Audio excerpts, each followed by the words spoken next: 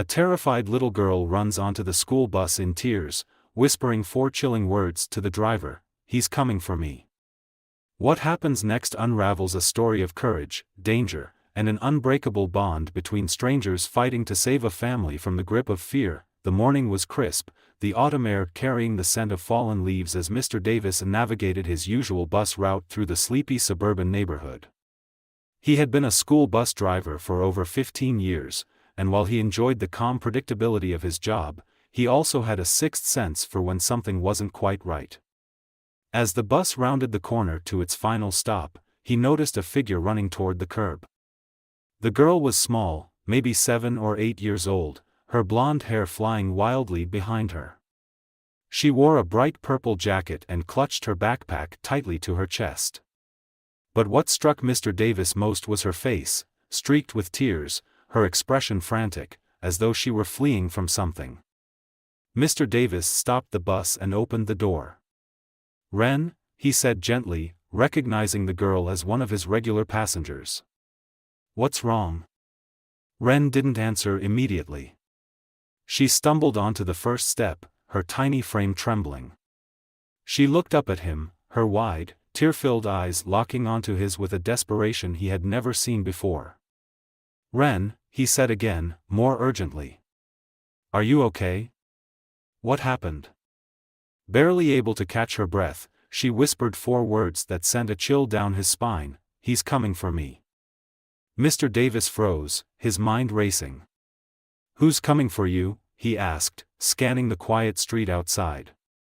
It looked like any other morning: empty sidewalks, neatly trimmed lawns, and the faint hum of sprinklers in the distance. But the fear in Wren's voice made him uneasy. She shook her head, her hands gripping the bus railing tightly. "I can't tell you," she said in a shaky whisper. "He'll hurt my mom." Mr. Davis felt his stomach drop. Whoever this "he" was, Wren was clearly terrified of him. "It's okay," he said softly, crouching to her level. "You're safe now. Come sit down." He guided her to the front seat, keeping her close where he could keep an eye on her. As she slid into the seat, she curled up, hugging her backpack like a shield. Her eyes darted nervously toward the windows, as if expecting to see someone appear at any moment. The other children on the bus were unusually quiet, sensing that something was wrong. A few of them exchanged whispers, but most simply stared at Wren, who didn't seem to notice. Mr. Davis started driving again, his hands gripping the steering wheel tighter than usual. His eyes flicked constantly between the road and the rearview mirror, watching Wren's small, trembling figure. "Wren," he said after a few minutes, keeping his voice calm. "If someone's bothering you, you need to tell a teacher or the police. They can help." She shook her head violently. "No," she said, her voice breaking. "He said if I tell anyone, he'll hurt my mom." Her words hit him like a punch to the gut. This wasn't just a misunderstanding or a childish fear, this was real. Mr. Davis felt a wave of anger rise in his chest. Whoever this man was, he was terrorizing a little girl and her family. "Listen to me," he said firmly but gently. "I won't let anyone hurt you, okay? You're safe on this bus." Wren didn't respond, but her shoulders seemed to relax ever so slightly. She kept her eyes on the window, her small hands gripping the straps of her backpack like a lifeline. When the bus arrived at the school, the other children filed out as usual, but Wren didn't move. She stayed in her seat, her eyes fixed on the floor. Mr. Davis walked down the aisle and crouched beside her. "Do you want me to walk you inside?" he asked. Wren hesitated, then shook her head. "No," she whispered. I just want to go to class." "Okay," he said, his voice soft. "But if you need anything at all, you come to me. Do you understand?" She nodded slowly, wiping her eyes with the sleeve of her jacket. "Thank you," she murmured. As Wren stepped off the bus and disappeared into the school building, Mr. Davis felt a deep unease settle over him. Her words echoed in his mind: he's coming for me. Something was very wrong, and he couldn't shake the feeling that this was only the beginning. The rest of Mr. Davis's morning passed in a fog. He completed his route as usual, dropping off children at various stops, but his mind was stuck on Wren's haunting words, "He's coming for me."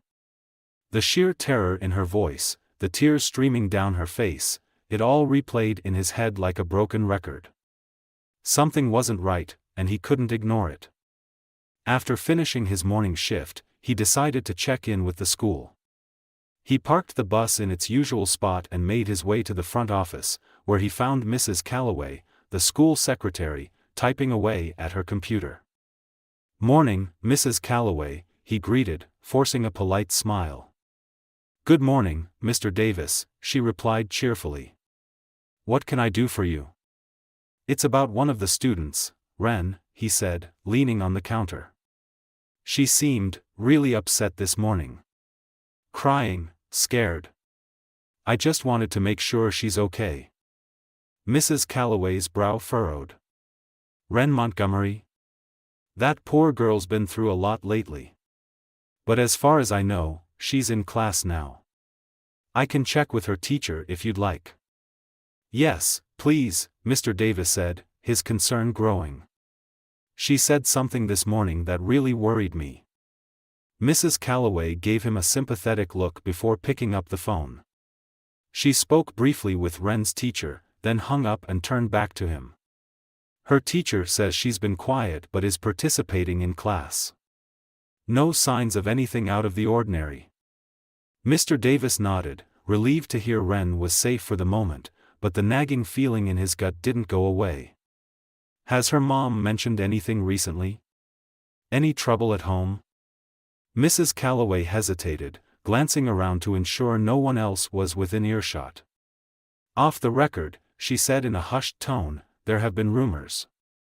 Her mom, Emily, is a single mother, and I've heard she's had some issues with an ex-boyfriend. But nothing official's come through the school." Mr. Davis frowned. This confirmed what he had suspected. Wren's fear wasn't baseless. Someone was threatening her family, and Emily was likely too scared to ask for help. "Thanks, Mrs. Calloway," he said. "If you hear anything, let me know." "Of course," she replied, her expression serious. "And thank you for looking out for her. That little girl needs all the support she can get."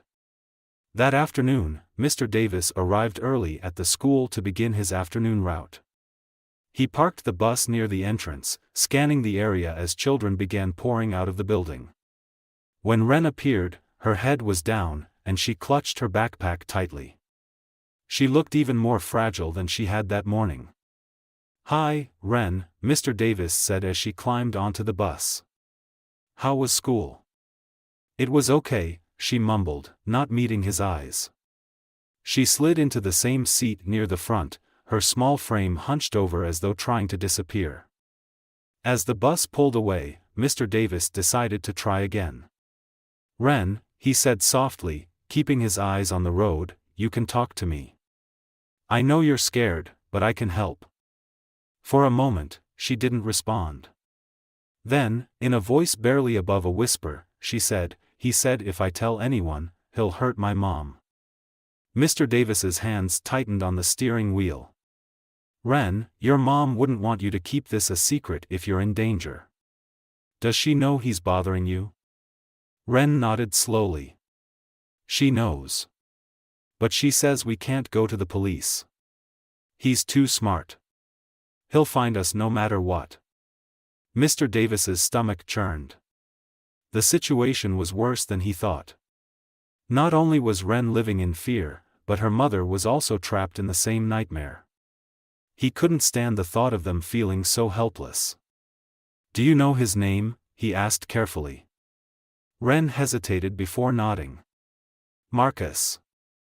The name sounded sharp and dangerous in the air. "Does he come to your house?" Wren nodded again, tears pooling in her eyes. "He watches us. Sometimes he leaves notes. Mom says to ignore him, but I can't. He's always there." Mr. Davis felt a surge of anger. Marcus wasn't just a bully, he was a predator. And Wren and her mother were his prey. "Wren," he said firmly, "you don't have to deal with this alone. I'm going to help you, okay? I promise." She looked at him, her expression a mix of hope and disbelief. "You will?" "Yes," he said. "But you have to trust me. Can you do that?" After a long pause, Wren nodded. "Okay." That night, after his shift ended, Mr. Davis couldn't shake the conversation from his mind. He knew he had to act, but he also knew the situation required care. If Marcus was as dangerous as Wren described, one wrong move could escalate things. He decided his first step would be to speak with Emily directly. He found her address in the school records, something he didn't typically do, but this wasn't a typical situation. As he drove to their small house on the edge of town, he rehearsed what he would say. He had to convince her to let him help, no matter how afraid she was. When he arrived, the house was dark except for a faint light in the living room window. He parked across the street and sat for a moment, gathering his thoughts. That's when he saw it, a man in a hoodie, standing just down the block, watching the house. Mr. Davis's heart pounded. Was this Marcus? The man didn't move, didn't approach, but his presence was enough to send a chill down Mr. Davis's spine. He reached for his phone, hesitating. Should he call the police now, or wait to gather more information? As he debated, the man turned and walked away, disappearing into the shadows. Mr. Davis exhaled sharply. He had seen enough to know Wren wasn't exaggerating. This man was a threat, and Mr. Davis wasn't going to let him terrorize them any longer. That night, Mr. Davis couldn't sleep. The image of the man in the hoodie, standing in the shadows outside Wren's house, haunted him. His instincts told him this wasn't just idle intimidation, Marcus was dangerous. He had to act, but the situation was delicate. If Marcus was as cunning as Wren described, a hasty move could put her and her mother in even more danger. The next morning, Mr. Davis arrived at Wren's bus stop earlier than usual. He parked his bus just down the street and waited, his eyes scanning the quiet suburban neighborhood. The morning felt still, almost too quiet, as though the world was holding its breath. As the minutes ticked by, he spotted Wren leaving her house. Her small figure emerged hesitantly from the front door, her backpack slung over one shoulder. She looked around nervously, her eyes darting toward the bushes and trees lining the street. Mr. Davis's chest tightened. Even from a distance, he could see the tension in her posture, the way she gripped the straps of her bag like a lifeline. When she reached the bus, she climbed the steps quickly and gave him a fleeting glance. "Good morning, Wren," he said gently, his voice calm despite the storm brewing inside him. "Morning," she mumbled, keeping her eyes on the floor as she shuffled to her usual seat at the front. As the bus rolled through the neighborhood, picking up other children, Mr. Davis kept an eye on Wren through the rearview mirror. She sat hunched over, staring out the window, her fingers fidgeting with the zipper of her backpack. The other kids chattered and laughed, oblivious to the weight of her fear. When they arrived at the school, Wren hesitated at the bus door, her feet planted on the steps. "Do you want me to walk you in today?" Mr. Davis asked. She shook her head quickly. "No, I'm okay," she said, though her voice wavered. "Wren," he said softly, "if anything happens, you come straight to me. Promise?" She nodded but didn't meet his eyes. As she stepped off the bus and disappeared into the crowd of students, Mr. Davis felt a pang of helplessness. He needed to do more. After his morning route, Mr. Davis decided to take matters into his own hands. He called the school and asked to speak with the counselor, Mrs. Latham, who had been working at the school for over a decade. She was known for her warmth and her ability to connect with students, and Mr. Davis hoped she could provide some insight.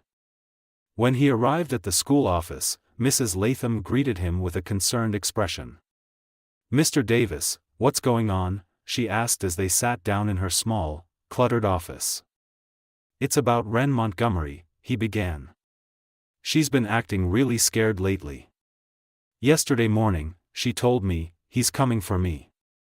She won't say much, but I think someone's threatening her and her mom. Mrs. Latham's face grew serious. I've noticed Wren's been quieter than usual these past few weeks. She's always been a sweet, shy girl, but lately, it's like she's carrying the weight of the world on her shoulders. Have you spoken to her mother? Not yet, Mr. Davis admitted.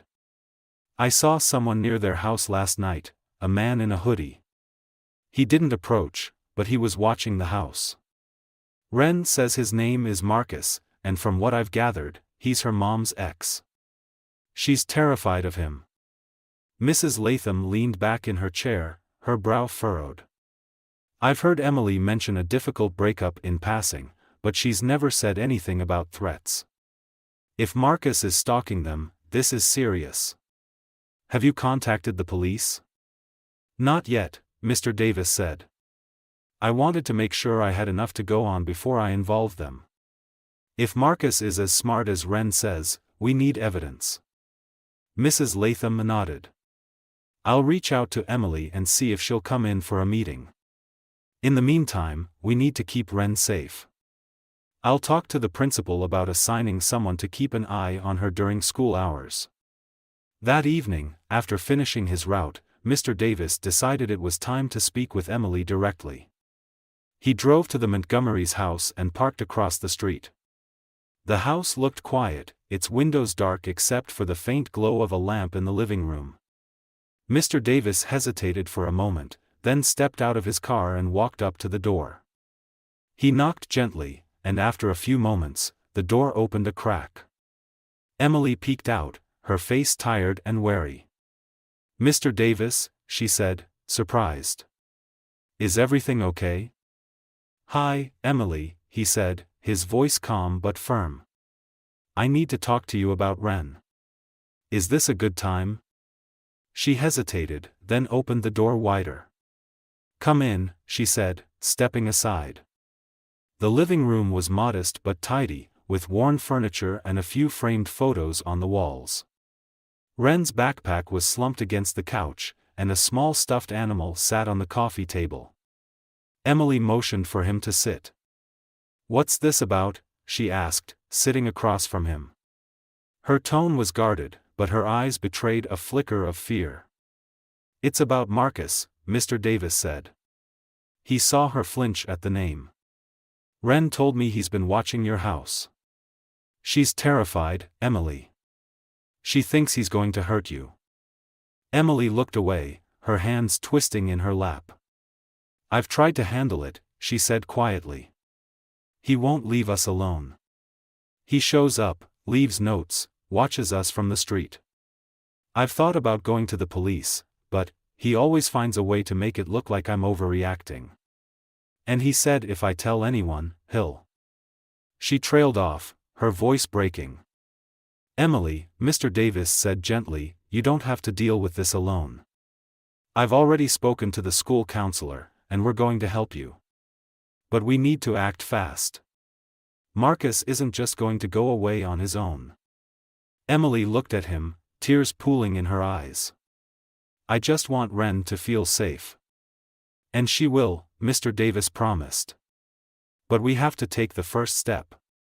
After a long pause, Emily nodded. Okay, she said, her voice trembling.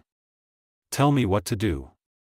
The next day, Emily agreed to meet with Mrs. Latham, the school counselor, and Mr. Davis to create a plan for protecting her and Wren. It wasn't easy for her to walk into the school. She felt ashamed, vulnerable, and terrified of what Marcus might do if he found out she was seeking help. But as she sat in Mrs. Latham's small office, with Mr. Davis beside her, she felt a flicker of hope. For the first time, she wasn't facing this alone. Mrs. Latham began the meeting with a calm and empathetic tone. Emily, I want to start by saying that you're incredibly brave for coming here today.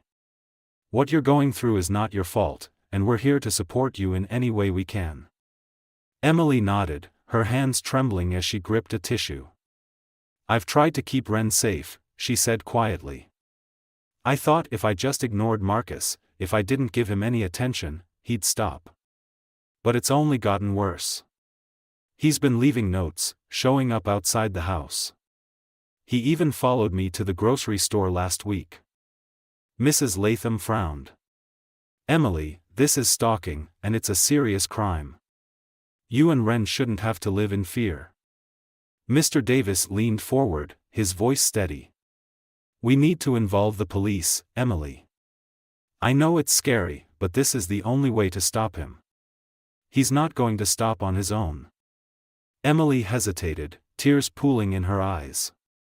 But what if he gets out on bail? What if he comes after us? I've heard stories about men like him. He's smart, he knows how to make it look like he's innocent. That's why we need evidence, Mrs. Latham said. Do you still have the notes he's left? Any photos or videos of him near your house? Emily nodded. I kept the notes. I didn't know if I should, but something told me not to throw them away. That's good, Mrs. Latham said. Those notes will be critical in building a case against him. And Mr. Davis mentioned he's seen Marcus near your house. That's another witness statement we can use. Mr. Davis added, my nephew helped me set up a camera near your house. We've already caught Marcus on video once. If he shows up again, we'll have even more evidence. Emily looked between them, her fear slowly giving way to resolve. Okay, she said, her voice steadier. Let's call the police. Later that afternoon, Emily sat with a police officer in Mrs. Latham's office, recounting everything she had endured. Officer Reyes, a kind but no-nonsense woman, took detailed notes and assured Emily that her case would be taken seriously. From what you've described, Marcus is escalating, Officer Reyes said. This is exactly why stalking laws exist. We'll file for an emergency protective order immediately, and we'll start monitoring your house. Do you have somewhere safe you and Wren can stay for the time being? Emily shook her head.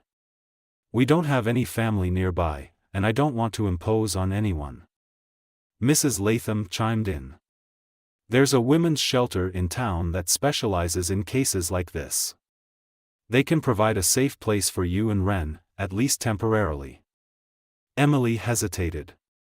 The thought of leaving her home, her job, and everything familiar was overwhelming. But when she thought of Wren's tearful face and the constant fear they lived with, she knew she had no choice. We'll go, she said quietly. As long as it's safe. It will be, Officer Reyes assured her. And we'll make sure Marcus is served with the protective order as soon as possible. That evening, with the help of Mr. Davis, Emily packed a few essentials for herself and Wren. She explained the situation to Wren as gently as she could. We're going somewhere safe, she said, brushing a strand of hair from her daughter's face. Somewhere Marcus can't find us.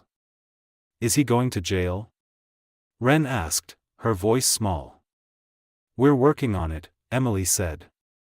But for now, we need to be somewhere he can't hurt us. Mr. Davis arrived in his car to drive them to the shelter. Wren clutched her stuffed animal tightly as they pulled away from their house, her wide eyes scanning the darkened streets for any sign of Marcus. Emily sat in the passenger seat, wringing her hands.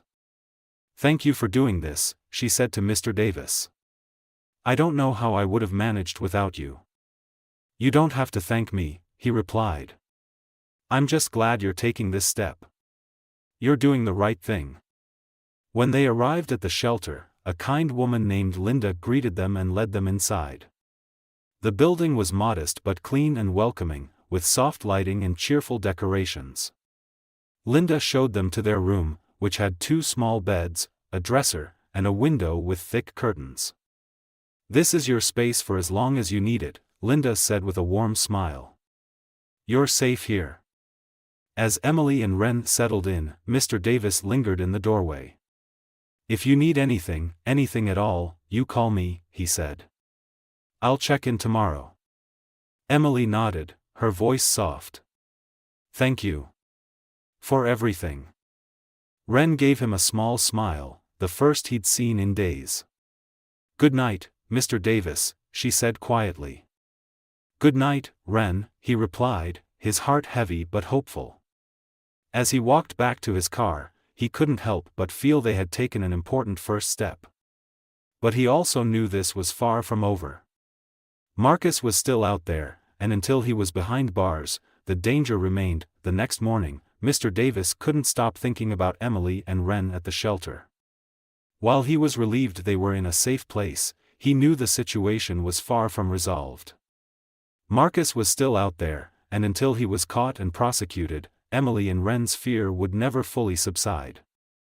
After completing his morning bus route, Mr. Davis drove to the police station to follow up with Officer Reyes. He wanted to ensure that the protective order had been issued and that steps were being taken to monitor Marcus's movements. When he arrived, Officer Reyes greeted him with a serious but reassuring demeanor. "Mr. Davis, I'm glad you're here," she said. "The protective order has been filed, and we served Marcus with it late last night. He didn't take it well, he got angry, but he didn't resist. For now, he's under strict orders to stay away from Emily and Wren. We've also added patrols around the shelter." "That's good," Mr. Davis said, though he felt a pang of unease. "But I know men like him. A piece of paper won't stop him if he's determined." Officer Reyes nodded. "You're right, and that's why we're not stopping at the protective order. We're building a case against him. The footage you provided from the camera near their house is a great start, but we need more. If he violates the order or makes any additional threats, we'll have grounds to arrest him and hold him." Mr. Davis frowned. "What about the notes he left?" "Emily said she kept them." "We're analyzing them now," Officer Reyes replied. "If there are any fingerprints or handwriting matches, it'll strengthen our case. We're doing everything we can to make sure Marcus doesn't slip through the cracks." That evening, Mr. Davis visited Emily and Wren at the shelter to check on them. The shelter was quiet, a stark contrast to the chaos they had endured in recent weeks. Wren was sitting on the floor of their small room, coloring in a notebook. When she saw Mr. Davis, her face lit up with a small, tentative smile. "Hi, Mr. Davis," she said softly, holding up her drawing. "I made this." The picture showed a bright yellow school bus with a little girl waving from the window. Mr. Davis couldn't help but smile. "That's beautiful, Wren," he said. "You're quite the artist." Emily appeared in the doorway, looking tired but grateful. "She's been drawing all afternoon," she said. "It's the calmest she's been in weeks." "That's good to hear," Mr. Davis said. "How are you holding up?" Emily sighed, leaning against the doorframe. "It's hard," she admitted. "I'm constantly looking over my shoulder, even here. But at least Wren feels a little safer." "You're doing everything right," Mr. Davis assured her. "And the police are taking this seriously. They'll get him." "I hope so," Emily said quietly. "I just want this to be over." The following night, Marcus proved that Emily's fears were justified. Despite the protective order, he appeared near the shelter, lurking in the shadows just beyond the property line. A security guard spotted him and immediately called the police. Marcus fled before they arrived, but his presence sent a chilling message: he wasn't going to stop. When Mr. Davis heard about the incident the next morning, he was furious. "He's testing them," he told Officer Reyes during a phone call. "He's seeing how far he can push before they catch him." "You're not wrong," Reyes said. "But this actually works in our favor. His arrogance will be his downfall. The more he pushes boundaries, the more evidence we have to build our case." Mr. Davis wasn't fully satisfied with that answer, but he knew Reyes was doing her best. He decided to take extra precautions himself. With Jake's help, he installed another hidden camera near the shelter and began keeping watch from his car during his off hours. If Marcus showed up again, Mr. Davis was determined to catch him in the act. 2 days later, Marcus made his next move. Around midnight, he returned to the shelter and began pacing near the gate, shouting Emily's name. "You think you can hide from me?" he yelled. "You can't keep her from me." This time, the security guard confronted him, and Marcus turned aggressive. Before he could do any real harm, the police arrived, having been alerted by the shelter staff. Marcus tried to run, but they caught him and tackled him to the ground. He was arrested on charges of violating the protective order, harassment, and threatening behavior.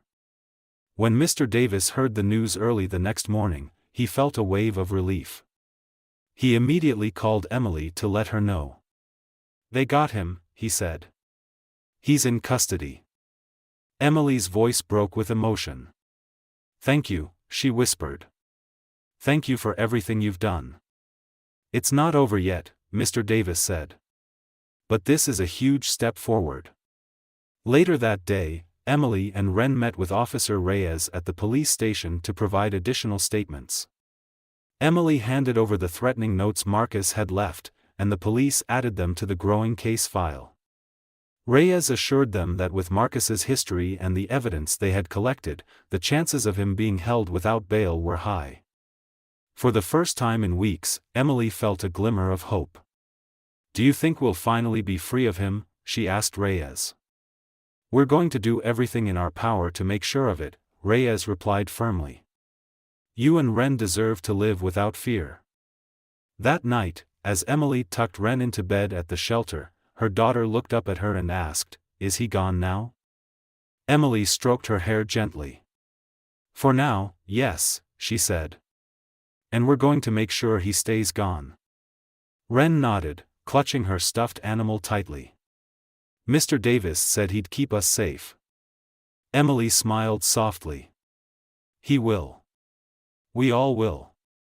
The arrest of Marcus brought a temporary sense of relief, but Emily and Mr. Davis both knew the fight wasn't over. Marcus was cunning and manipulative, and they couldn't count on him staying behind bars indefinitely. For now, though, Emily and Wren had a chance to breathe, and Mr. Davis was determined to keep it that way. The morning after Marcus's arrest, Emily and Wren met with Officer Reyes and the district attorney, Ms. Hamilton, to discuss the case. The meeting was held in a secure conference room at the police station, where Emily and Wren wouldn't have to worry about being seen. Mr. Davis, as their steadfast supporter, accompanied them. Ms. Hamilton, a sharp and confident woman in her 40s, began by laying out the case. "Marcus has been charged with multiple counts, including stalking, harassment, and violating a protective order. Thanks to the evidence we've gathered, the notes, the footage, and your statements, his chances of avoiding prosecution are slim." Emily let out a shaky breath. "So, he won't be able to come near us again?" "Not if I have anything to say about it," Ms. Hamilton said firmly. "But I won't sugarcoat this, Marcus is likely to fight these charges. He may try to post bail, and if he does, we'll need to prepare for that possibility." Wren, sitting quietly next to her mother, clutched her stuffed animal tightly. She looked up at Ms. Hamilton, her small voice breaking the tension. "Will he go away forever?" Ms. Hamilton softened. "That's what we're working toward, sweetheart. We're doing everything we can to make sure he can't hurt you or your mom ever again." After the meeting, Mr. Davis drove Emily and Wren back to the shelter. As they pulled into the parking lot, Wren spoke up from the back seat. "Mr. Davis?" "Yes, Wren," he said, glancing at her in the rearview mirror. "Do you think he's sorry?" she asked quietly. The question caught him off guard. He paused for a moment before answering. "I don't know, Wren. Some people don't understand how much harm they cause. But what matters is that you and your mom are safe now.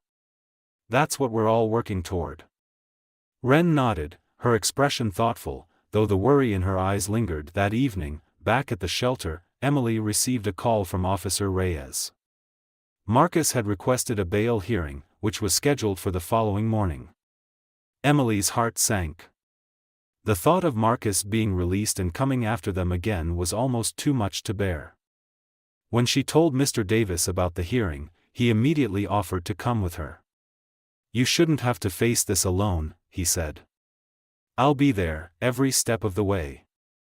The next morning, Emily and Mr. Davis sat in the courtroom, their nerves palpable as they waited for the hearing to begin. Marcus was brought in wearing an orange jumpsuit, his face calm and collected as though he had done nothing wrong. Emily felt a shiver run down her spine at the sight of him, but she straightened her back, determined not to show fear. Ms. Hamilton presented a compelling argument to the judge, outlining Marcus's repeated violations of the law and the danger he posed to Emily and Wren. She emphasized the evidence of his stalking and threats, including the footage from Mr. Davis's hidden camera and the threatening notes he had left. When it was Marcus's turn to speak, his lawyer painted him as a misunderstood man who had made mistakes but posed no real threat. "My client deeply regrets any actions that may have caused distress," the lawyer said smoothly. "He is willing to comply with all conditions of bail." Emily clenched her fists, her frustration mounting. How could they make him sound so harmless when he had terrorized her and her daughter for weeks? The judge, an older man with a stern expression, studied the evidence carefully before speaking. "Based on the evidence presented, I find that the defendant poses a significant threat to the victims. Bail is denied." Emily felt an overwhelming wave of relief wash over her. She glanced at Mr. Davis, who gave her a reassuring nod. Marcus, however, glared at her as he was escorted out of the courtroom, his expression cold and furious. As they left the courthouse, Emily allowed herself a rare moment of optimism. "I can't believe it," she said, her voice trembling. "He's staying in jail." "It's what should have happened," Mr. Davis said. "This is a big step forward, Emily. You've done everything right." Wren, who had stayed at the shelter with Linda, greeted them with a hug when they returned. "Is he gone?" she asked. "For now, yes," Emily said, holding her daughter close. "And we're going to make sure he stays gone." Over the next few days, Emily and Wren began to settle into a routine. With Marcus in custody, they finally felt a sense of safety they hadn't known in months. Wren started sleeping better, her nightmares becoming less frequent, and she even began drawing again. One afternoon, she proudly showed Mr. Davis a picture she had drawn of a school bus with a bright sun in the background. "Do you like it?" she asked, holding it up for him to see. "I love it," Mr. Davis said, smiling warmly. "You're quite the artist." Wren beamed, and for the first time in weeks, Mr. Davis saw a glimmer of the carefree child she used to be. But even as life began to stabilize, Emily knew the fight wasn't over. The trial was still ahead, and she would need to find the strength to face Marcus again in court. With Mr. Davis, Wren, and the support of people like Officer Reyes and Ms. Hamilton, she was determined to see it through. For the first time, she felt like they might finally be able to leave the fear behind and build a new life. The days following the bail hearing brought a fragile sense of peace to Emily and Wren. For the first time in months, they were able to leave the shelter during the day without feeling like Marcus was lurking around every corner. Emily began taking small steps toward rebuilding their lives, while Mr. Davis remained a steady presence, ensuring they never felt alone. One afternoon, Emily sat in the small common room of the shelter with Wren, sorting through applications for low-income housing. It wasn't easy to think about starting over, but the thought of giving Wren a fresh start was her motivation. Wren, meanwhile, was busy coloring another picture. This time, she drew a house surrounded by flowers, with a bright sun shining overhead. "What do you think?" Wren asked, holding up the drawing. Emily smiled, her heart swelling. "It's beautiful, sweetie. Is this what you want our new house to look like?" Wren nodded enthusiastically. "With flowers everywhere. And a big backyard for a dog." Emily laughed softly, the sound unfamiliar after so many weeks of fear. "One step at a time, okay? First, we need to find a house." The following day, Mr. Davis stopped by the shelter with good news. "I've been talking to a friend of mine who manages rental properties," he told Emily. There's a small house available not too far from the school. It's in a quiet neighborhood, and it's affordable. Emily's eyes widened. Are you serious? How did you even find this? Mr. Davis shrugged modestly. I just made a few calls. You've been through enough, you and Wren deserve a safe place to call home. Emily felt tears well up in her eyes. I don't know how to thank you, she said. You've done so much for us already. You don't have to thank me, he said gently. Just take a look at the place. If it feels right, we'll figure out the rest. Later that week, Emily visited the house with Mr. Davis. It was small but charming, with a picket fence and a patch of grass out front that Wren could play on. Inside, the rooms were modestly sized but filled with natural light. It wasn't much, but to Emily, it felt like a castle. It's perfect, she said, her voice breaking. This is exactly what we need. Then it's yours, Mr. Davis said with a smile. My friend already agreed to waive the deposit. He just wants to help. Emily looked at him, overwhelmed by gratitude. I don't know how to repay you, she said. You don't have to, Mr. Davis replied. Just promise me you'll make this place your home. Over the next few days, Emily and Wren moved into the house with the help of Mr. Davis and the shelter staff. The process was exhausting but rewarding. Wren immediately claimed the smallest bedroom, decorating it with her drawings and arranging her stuffed animals along the bed. She insisted on planting flowers in the front yard, just like in her drawing. As Emily unpacked boxes in the kitchen, she felt something she hadn't felt in a long time: hope. The house wasn't just a place to live, it was a symbol of everything they had survived and everything they had to look forward to. That weekend, Mr. Davis stopped by to check on them. He brought groceries and a small potted plant as a housewarming gift. I figured you could use a little greenery to get started, he said, handing the plant to Wren. Wren beamed. I'll put it in the garden, she said, running outside with it. Emily smiled as she watched her daughter's excitement. You've done more for us than I ever could have asked, she said, turning to Mr. Davis. You gave us a chance to start over. I didn't do anything special, he said modestly. You're the one who's been fighting every step of the way. You've been stronger than you realize. Emily shook her head. I couldn't have done it without you. You believed in us when no one else did. Mr. Davis's face softened. That's what community is for. You're not alone anymore. That evening, after Mr. Davis left, Emily tucked Wren into bed in her new room. Wren held her stuffed animal tightly and looked up at her mother with wide, curious eyes. Do you think Marcus will come back? She asked. Emily hesitated, choosing her words carefully. I don't think he can hurt us anymore, she said. The police are making sure he stays away, and we're in a new place now. We're safe, Wren. Wren nodded, though her small hand still clung tightly to her stuffed animal. I like it here, she said. It feels like home. It is home, Emily said, leaning down to kiss her forehead. And we're going to be okay. As Wren drifted off to sleep, Emily sat by the window, looking out at the quiet street. The journey hadn't been easy, and there was still a trial ahead. But for the first time in months, Emily felt like they were moving forward. They had found a new beginning, and with Mr. Davis's unwavering support, she knew they could face whatever came next. The day of Marcus's trial finally arrived. Emily woke up with a knot in her stomach, the weight of the moment pressing down on her. She knew this was the final step in ensuring her and Wren's safety, but the thought of seeing Marcus again made her feel sick. Wren, sensing her mother's anxiety, clung to her tightly that morning, refusing to let go of her hand. You'll be okay, Mommy, Wren whispered. Mr. Davis will be there. Emily smiled at her daughter, though her hands trembled. We'll be okay, she said, more to reassure herself than Wren did Mr. Davis arrived early to pick them up. He had insisted on driving them to the courthouse, knowing how difficult this day would be for Emily.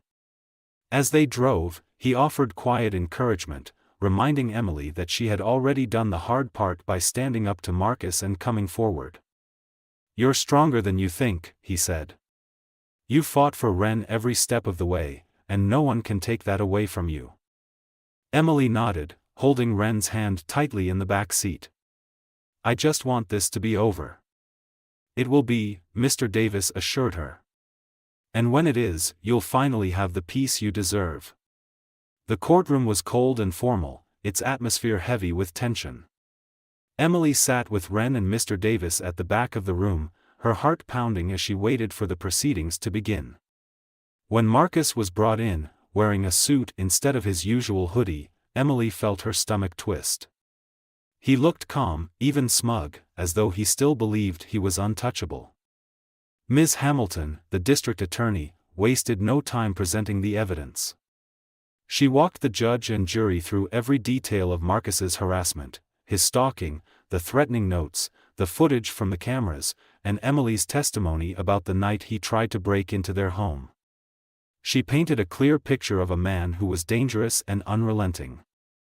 When it was time for Emily to testify, she felt a wave of fear as she took the stand.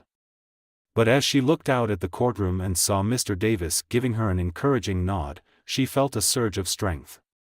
She spoke clearly and confidently, recounting everything Marcus had done to her and Ren. Her voice only wavered once, when she described the fear in Ren's eyes the night they fled to the shelter. By the time she finished, the courtroom was silent, the weight of her words hanging heavily in the air. Marcus avoided her gaze, his smug demeanor replaced by a flicker of unease. When the defense tried to paint Marcus as a misunderstood man who had made mistakes, Ms. Hamilton countered with more evidence. She presented the threatening notes Marcus had written, each one laced with anger and malice. She also played a recording of his voice from a confrontation with police, where he had shouted threats against Emily. The evidence was damning. The trial lasted all day, with the jury deliberating late into the evening. Emily, Ren, and Mr. Davis waited anxiously in the hallway outside the courtroom, their nerves frayed. Ren leaned against her mother, clutching her stuffed animal, while Mr. Davis paced back and forth. Finally, the bailiff opened the doors, signaling that the jury had reached a verdict. Emily's heart pounded as they filed back into the courtroom and the judge asked the foreman to read the decision. On the charges of stalking, harassment, and violating a protective order, we find the defendant guilty. Emily let out a shaky breath, tears streaming down her face. Ren hugged her tightly, her small arms wrapped around her mother's waist. Mr. Davis placed a reassuring hand on Emily's shoulder, his expression one of quiet relief. The judge sentenced Marcus to several years in prison, with strict conditions to prevent him from contacting Emily or Ren upon his release. As the gavel struck, Emily felt an overwhelming sense of closure. The nightmare was finally over. In the weeks that followed, Emily and Ren began to rebuild their lives in earnest. Their little house became a true home, filled with laughter and hope. Ren started sleeping peacefully through the night, and Emily found a job that allowed her to support them comfortably. With Marcus out of the picture, the fear that had haunted them slowly faded. One evening, as the sun set over their quiet neighborhood, Mr. Davis stopped by for dinner. Ren greeted him at the door, holding up another drawing she had made, a picture of their house with her, Emily, and Mr. Davis standing in front. "You're part of our family now," Ren said with a big smile. Mr. Davis chuckled, his eyes misting. "I'm honored," he said. "You two are my family, too." After dinner, as Emily and Mr. Davis sat on the porch watching Ren play in the yard, Emily turned to him. "I don't know how to thank you," she said. "You've done more for us than I could ever repay." "You don't need to repay me," Mr. Davis said. "Seeing you and Ren happy is all the thanks I need." Emily smiled, a sense of peace settling over her. For the first time in years, she felt like they were truly free, free to live, free to dream, and free to build a future without fear. And as Wren's laughter echoed through the evening air, Emily knew they were finally home. The ending of this story is a deeply satisfying conclusion to an emotional and suspenseful journey. It showcases the transformative power of community, courage, and the determination to protect those we care about. Emily and Wren's triumph over fear represents more than just a victory against Marcus, it's a testament to their resilience and the strength of the human spirit. Mr. Davis's role as an unlikely hero reminds us that small acts of kindness can have profound effects. He could have ignored Wren's fear, chalked it up to a child's overactive imagination, and gone about his day. Instead, he chose to listen, to act, and to stand by Emily and Wren when they needed someone the most. His unwavering support and selflessness reflect the best of humanity, proving that even in the darkest situations, there are people willing to fight for what's right. Wren's journey from a terrified child to a hopeful, happy girl is especially moving. Her ability to find joy and trust again after enduring such trauma shows the incredible resilience of children when they are given the love and support they need. Emily's bravery in standing up to Marcus, despite her fears, further underscores the theme of reclaiming power and agency in the face of adversity. The story's ending offers closure not just for the characters but for the audience as well. Marcus's imprisonment ensures that justice is served, and the protective measures in place provide hope for a brighter future. While the road ahead may still hold challenges, Emily and Wren's newfound peace and safety set the stage for a fresh start. Overall, this story is a reminder that even the most ordinary individuals can become heroes when they step up to help others. It's a powerful narrative of survival, resilience, and the enduring impact of kindness, leaving readers inspired by the idea that love and courage can overcome even the most daunting obstacles.